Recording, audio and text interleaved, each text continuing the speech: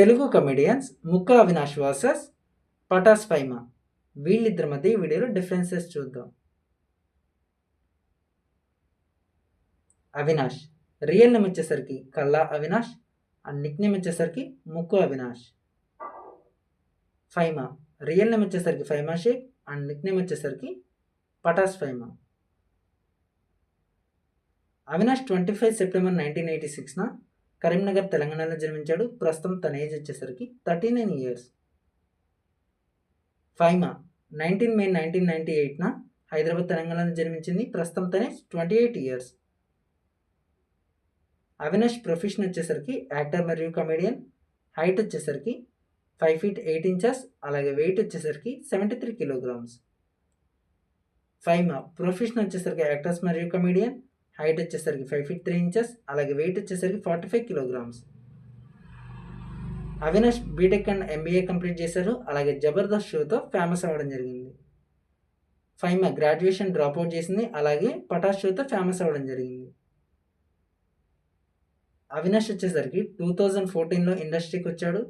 First movie వచ్చేసరికి Paisa Paramatma movie. First television show Jabardasth show. Faima 2018లో ఇండస్ట్రీకి వచ్చింది. ఫస్ట్ మూవీ వచ్చేసరికి dear Uma. First television show వచ్చేసరికి పటాస్ షో. అవినాష్కి మ్యారేజ్ అయింది. అలాగే ఇప్పటివరకు వచ్చేసరికి 12 మూవీస్ చేశాడు. ఫైమాకి ఇంకా మ్యారేజ్ కాలేదు. అలాగే ఇప్పటివరకు ఒక మూవీ చేసింది.